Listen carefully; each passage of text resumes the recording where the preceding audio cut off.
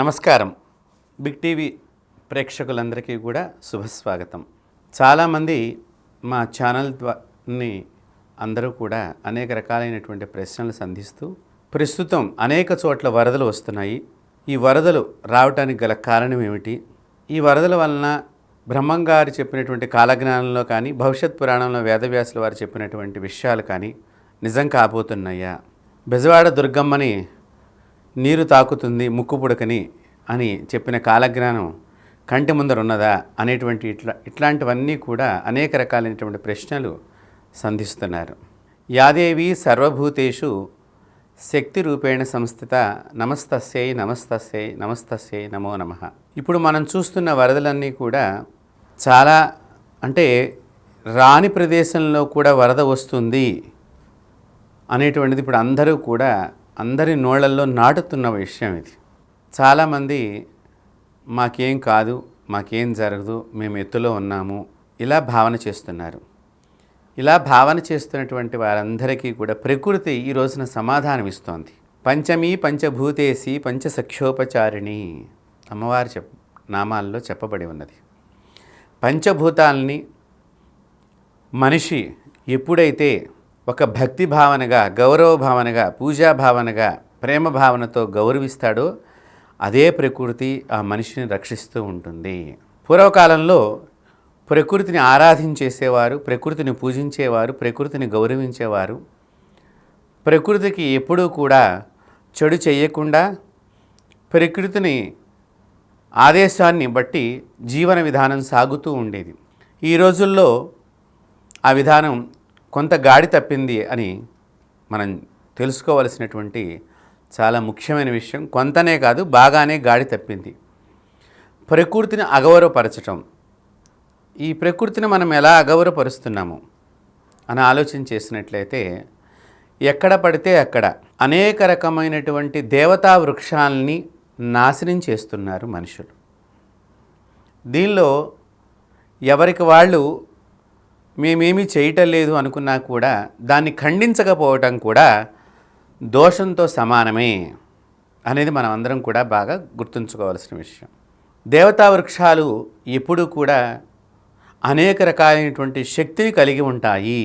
ఆ దేవతా వృక్షాలని పోషించాల్సింది బదులు దాన్ని తీసివేయటము, అడవుల్ని ధ్వంసం చేయటము, కొండల్ని పిండిలాగా చేసేయటము, తద్వారా అక్కడ ఉండేటువంటి జంతువులకి కానివ్వండి, జీవులకి కానివ్వండి అనేక రకాలైనటువంటి నష్టాలను కలిగించటము, తద్వారా ఆ ప్రకోపము ఎప్పుడూ కూడా దానిని నశింపచేసిన వాళ్ళ మీద కనిపిస్తుంది అనేటువంటిది మనకి స్పష్టంగా తెలుస్తున్నటువంటి సమాచారం.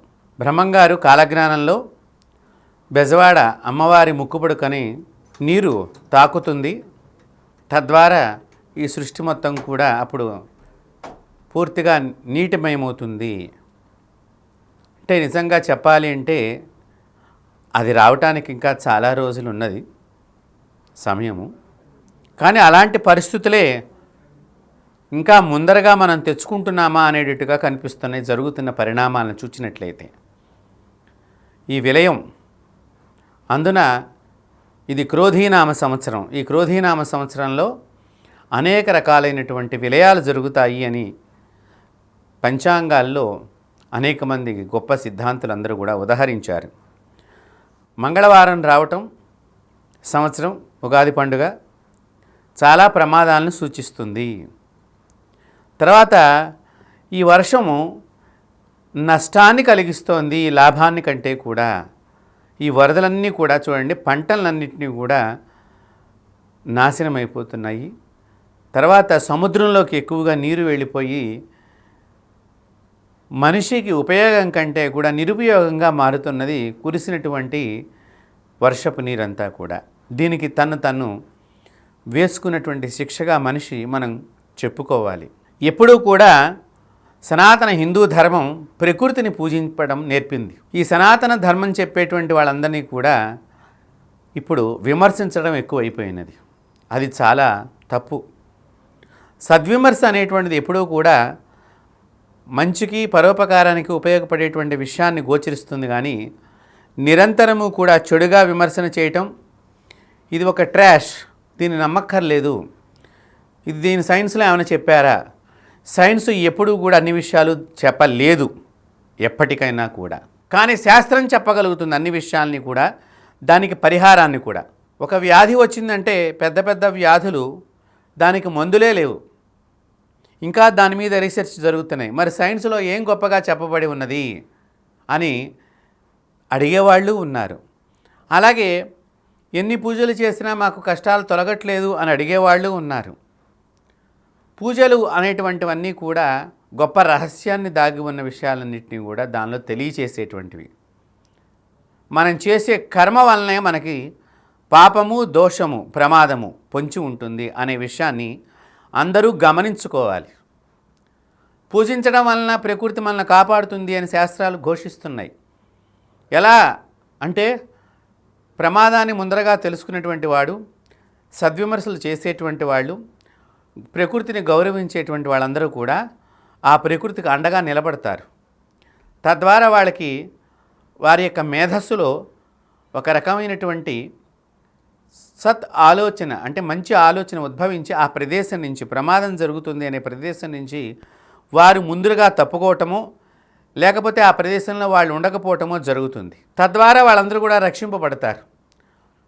గతంలో సునామీలు వచ్చినప్పుడు ఎలకలన్నీ పారిపోయినాయి. కొండ కింద ఉన్న ఎలకలన్నీ కొండ మీదకి జంతువులతో సహా అన్నీ పారిపోయినాయి.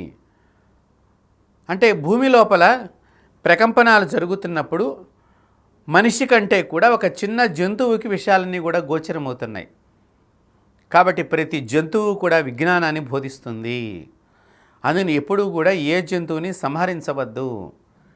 ఒకవేళ సంహరించవలసి వస్తే పరిస్థితి ఏర్పడుతుంది అంటే అది మనల్ని ప్రాణాన్ని తీసేస్తుంది, దాని నుంచి మనం తప్పుకోలేము, విధి లేని పరిస్థితి అయితేనే దాన్ని సంహరించినా దానికి మళ్ళీ దహన సంస్కారం చేయమని సనాతన ధర్మము, వేదశాస్త్రం అంతా కూడా ఘోషిస్తోంది.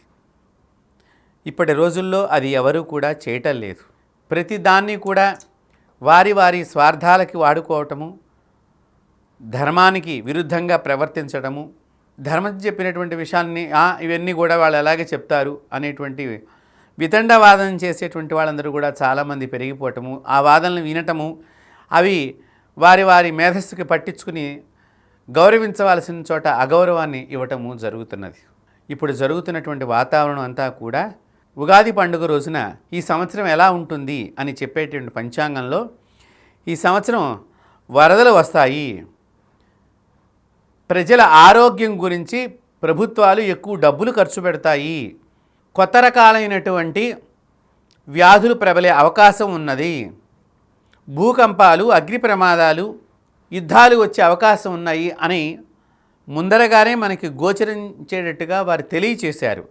ఆ శాస్త్రాన్ని గౌరవించకపోవటము, ఆ శాస్త్రాన్ని మనం పోషించకపోవటం వలన ఈ రోజున మనకు అనేక విషయాల్ని మనం మరుగున పడివేసుకుని, అయ్యో ముందరగా తెలిస్తే మేము తప్పుకునేవాళ్ళం కదా, ముందరగా తెలిస్తే జాగ్రత్త పడేవాళ్ళం కదా, జాగ్రత్తగా చెప్పేటువంటి వాళ్ళని గౌరవించకపోవటం అనేది దీనిలో మనం గమనించవలసినటువంటి ముఖ్యమైనటువంటి విషయం.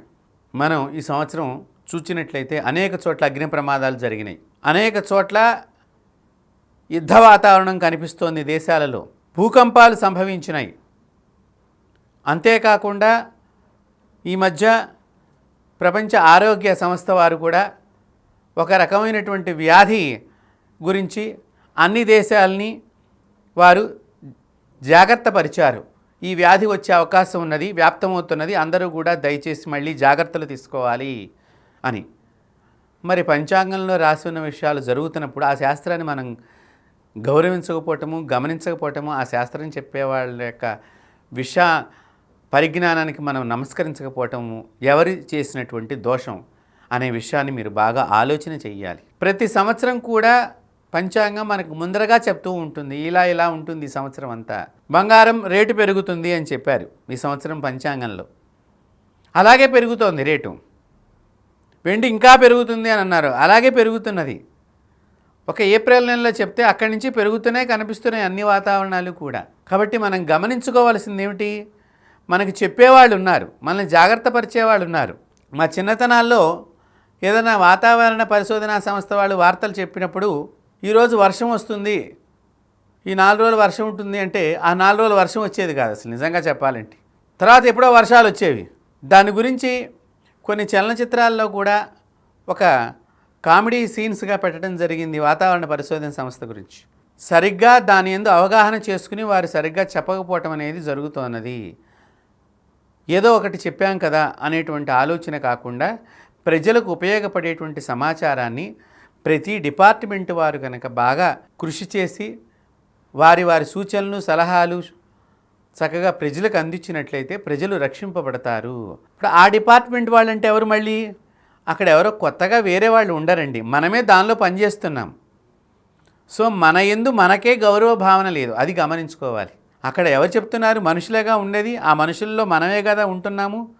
కాబట్టి ఆ విషయాన్ని మనం గమనించుకోవాలి. మన చదువుకున్న విజ్ఞానాన్ని చక్కగా ఉపయోగించి దాన్ని ప్రజలకు ఉపయోగపడేటట్టుగా చేసుకున్నట్లయితే మనకి మంచి పేరు వస్తుంది, మనల్ని నలుగురు గుర్తిస్తారు. తద్వారా మన విజ్ఞానానికి ఒక శక్తి ఉన్నదని ప్రపంచానికి చాటి చెప్పవచ్చు అనేది ప్రతి ఒక్క వ్యక్తి తెలుసుకోవాలి. పూర్వకాలంలో పాఠశాలలో మాస్టర్లు పాఠాలు చెప్పేటప్పుడు చాలా జాగ్రత్తగా చెప్తూ ఉండేవారు. ఆ రోజుల్లో పిల్లలకి మేధస్సుని అలా వారి బుర్రల్లోకి, వారి మస్తిష్కంలోకి, వారి మేధలోకి ఆ సంబంధించినటువంటి ముఖ్యమైనటువంటి విషయాలన్నీ కూడా ఆ ఒక్క 45 నిమిషాల పీరియడ్లోనే వారంతా కూడా బోధన చేసి ఆ రోజు పాఠం అంతా కూడా నిజంగా అలా పరీక్ష రాసినటువంటి పిల్లలకి వెంటనే నిజంగా కనుక చదివినట్లయితే అందరి పిల్లలు ఆ టైంలో అందరూ పాస్ అవుతూ ఉండేవారు. ఇప్పుడు పాస్ అవుతున్నాము కానీ అజ్ఞానంతో ఆవరించిపోయి ఉంటున్నారు. అది ప్రమాదానికి దారితీస్తున్నది. అది ఎలా వస్తున్నది అంటే గౌరవ భావన లేకపోవటం. ప్రతి ఒక్కరికి అన్నీ తెలుసు కానీ పాటించటం లేదు, అది వచ్చిన సమస్య. వారు ప్రతిదాన్ని కూడా గౌరవ భావనతో పాటించినప్పుడు వెంటనే అయిపోవాలి, అయిపోకపోతే ఆ మనిషికి బాధ, కోపము, క్రోధము ఇవన్నీ వచ్చేస్తాయి. మనం ఆహారం తినంగానే శక్తి రావట్లేదండి. ఆ ఆహారం తినంగానే శక్తి రావాలంటే కనీసం ఒక 3 గంటలు మాత్రం సమయం తీసుకుంటుంది శరీరానికి. కాబట్టి ఇక్కడ మనం గమనించుకోవాల్సింది బ్రహ్మంగారి కాలజ్ఞానమే కాదు, వేదవ్యాసుల వారు రాసినటువంటి భవిష్యత్ పురాణంలో కూడా అనేకమైనటువంటి విషయాలు ఉన్నాయి. మీరు గనక ఒక్కసారి పరిశోధన చేసి చూడండి, దానికి దగ్గరగా ఇవన్నీ జరుగుతూ ఉంటాయి. వారు చెప్పినటువంటి విషయాలన్నీ కూడా ఈ సమాజంలో అనేకమైనటువంటి కాలజ్ఞానం అంటే ఏంటి, కాలంలో జరిగేటువంటి గొప్ప విషయాలన్నీ ఒక గ్రంథంగా ఆయన రచన చేశారు. వారికి ఆ శక్తిని భగవంతుడు ప్రసాదింపజేశాడు, తెలుసుకోగలిగారు, ఊహించారు. జరగబోయేటువంటి పరిణామాలన్నీ వారి దివ్య దృష్టితో, దివ్య చక్షువులతో బ్రహ్మంగారు ఆ నిత్య శివారాధన పరులు, నిత్య శివోపాసకులు, నిరంతరము దైవోపాసన చేసేటువంటి శక్తి కలిగినటువంటి వారైనటువంటి పోతులూరి వీరబ్రహ్మేంద్ర స్వామి వారు రాబోయే ఎన్నో సంవత్సరాలకు సంబంధించిన ముఖ్య విషయాలన్నీ కూడా మనకు ముందరగా అందించారు. ఎంత టెక్నాలజీ అనేటువంటిది ఒక ఆరాధనలో ఉన్నదో ఆలోచన చేయండి, భగవంతుడి ఆరాధనలు. అలాంటి విషయాల్ని మనం ఇప్పుడు తెలుసుకోవాలి. నిన్న బెజవాడ దుర్గమ్మ కొండ మీద ప్రజలకు అందించే సమాచార కేంద్రం మీదనే కొండరాళ్ళు పడిపోయి పెద్ద వర్షపు ధారలు పడ్డాయి అంటే చూడండి, అమ్మవారి ముక్కుపొడికి ఎలా అంటుకుంటుంది, నిజంగా అంటుకుంటుందా? బెజవాడ కృష్ణానది ఎలా పైకెడుతుంది, కొండెక్కుతుంది. 4 వైపులన వర్షపు ధారలు ధారాళంగా పడి నిండినప్పుడు కొండ గుట్టలన్నీ, ఇళ్ళు 2-3 అంతస్తుల ఫ్లోర్లు ఇళ్ళు కూడా మునిగిపోతున్నాయి కదా ఈ రోజుల్లో. వారు చెప్పింది జరగటానికి ఇంకా చాలా సమయం ఉన్నది, అమ్మవారి ముక్కుపుడుకుని తాకటానికి. దానికి కూడా ఒక రీజన్ చెప్పారు. అమ్మవారి ముక్కుపుడుకుని అంటుకుంటానికి నీరు ఎలా వస్తుంది అంటే ధారాళంగా 4 వైపుల నుంచి వర్షం బాగా కొట్టినప్పుడు. ఇప్పుడు మనం చేస్తున్నటువంటి తప్పులు ఇంకా మున్ముందు చేసేవాళ్ళు ఎక్కువ మంది అవుతారటండి. అప్పుడు నీరు వెళ్ళలేక ఒకచోటనే జమ అయిపోయి అది ఎత్తుగా పెరిగిపోతూ ఇప్పుడు చాలా అంతస్తుల భవంతులు కడుతున్నారు. మీరు బాగా గమనించారు, 40-60 అంతస్తుల భవనాలు కడుతున్నారు. ఇలాంటివి బాగా పెరిగినప్పుడు నీరు వెళ్ళలేక నీరు పలం బెరుగు నిజము దేవుడెరుగు అలా చుట్టూ వచ్చేస్తూ ఉంటాయి. కాలువలన్నీ మనం చిన్నగా చేసేసాం. పెద్దగా ఉండే కాలువ ఈరోజు ఇంత కాలువ అయిపోయింది. కాలువ చిన్నగా అవడానికి మళ్ళీ మనమే తెలివిగా మట్టి పోస్తూ ఉంటాం, చెత్త తీసుకెళ్ళి ఆ కాలువ పక్కమట. మళ్ళీ అయ్యో పెద్ద కాలువ అయింది, చిన్న కాలువ ఉండేది, ఎవరు పుడిగి తీయటం లేదు అని మనం ప్రభుత్వాన్ని నిందిస్తూ ఉంటాం. అక్కడే ఉంటాం మనం, అక్కడనే మనం చేస్తాము. నిందించేది మాత్రం ప్రభుత్వాన్ని నిందిస్తూ ఉంటాం. వారు ఏ ఊర్లో ఏ కాలవని ఎవరు ధ్వంసం చేస్తున్నారు అనేది ప్రతినిత్యము చూడరు కదా. చూడవలసిన బాధ్యత ఎవరిది? అక్కడ ఉండేటువంటి జనులందరిది కూడా. దాని నుంచి పంట కాలవైతే పంటలకు లాభము, మురుగు కాలవైతే కనుక ఇళ్లలో ఉన్నదంతా బయటికి వెళ్ళిపోవటానికి ఉపయోగపడుతుంది, మంచినీరు కాలవైతే మంచినీరు అందరికీ కూడా సరఫరా అవటానికి ఉపయోగపడుతుంది. అలాంటివన్నిటినీ కూడా కొద్ది కొద్దిగా మనలోని వ్యక్తులు ఎవరైనా కావచ్చు, వారు దాన్ని చిన్నది చేయటం మూలకంగా నీరు వెళ్ళలేక ఆ మట్టి పోసేసరికి ఇక్కడ ల్యాండ్ వచ్చేసిందని చెప్పేసి అక్కడ ఒక ఇల్లు నిర్మాణం చేస్తే ఆ నీరు వెళ్ళే ప్రవాహం దారికి నీరు వెళ్ళలేక అడ్డుకునేసరికి అక్కడనే పెరిగిపోతూ ఉంటుంది నీటి యొక్క హైటు. ఇవాళ రోజున అన్ని చోట్ల గండులు పడుతున్నాయి, ఊళ్ళు మునిగిపోతున్నాయి. ఎలా జరుగుతోంది? ఒక్కసారే బంధించిన నీరు ఒక చిన్న ప్రమాదమైన పని ఎవడైనా కనుక చేర్చినట్లయితే ఆ స్థలాల దగ్గర మొత్తం ఒక్కసారే అన్ని లక్షల క్యూసెక్కుల నీరంతా కూడా ఊరి మీద పడింది అనుకోండి. మీరు ఆలోచన చేయండి. ప్రతిదీ జరుగుతుంది. కరోనా వైరస్ వస్తుందని అనుకున్నారు ఎవరన్నా? వచ్చింది. పంచాంగాల్లో రాశారు, కాలజ్ఞానంలో రాశారు, భవిష్యత్ పురాణంలో వేదవ్యాసులు వారు రాశారు. మున్ముందు కలియుగంలో ప్రజలు అనేక రకాలైనటువంటి వ్యాధులకి పిట్టల్లాగా రాలిపోతారు. ప్రకృతి నేర్పుతుంది. మొట్టమొదట ఇందాకే చెప్పాను నేను, ప్రకృతిని ఆరాధన చెయ్యండి. మీరు కరోనా వైరస్ వచ్చే ముందర గమనించినట్లయితే వేప చెట్లన్నీ ఎండిపోయినాయి. అది రెండో వేవ్ వచ్చినప్పుడు ఇంకా బాగా ఎండిపోయినాయి. మూడో వేవ్ వచ్చినప్పుడు ఇంకా బాగా ఇది జరిగింది. ప్రకృతి చెప్తోంది. వేప మామూలుగా మన గ్రామ దేవతల దగ్గర ఉండేటువంటి వృక్షము, మహాదేవతా వృక్షం. అది మహాలక్ష్మి స్వరూపము. పోలేరమ్మ, ముత్యాలమ్మ, తలుపులమ్మ, అంకమ్మ వీళ్ళందరూ గ్రామ దేవతలందరూ కూడా ఆ వేప చెట్టును ఆశ్రయించుంటారు. తెలంగాణ ప్రాంతంలో మైసమ్మ వీళ్ళందరూ కూడా ఆ వేప చెట్టుకి అసలు ఉగాది రోజున వేప చెట్టు దగ్గరికి వెళ్ళి వేప పూత తెచ్చుకుందామంటే అసలు వేప పువ్వే కనిపించలేని పరిస్థితులు వచ్చినాయి. ప్రకృతి బోధిస్తోంది.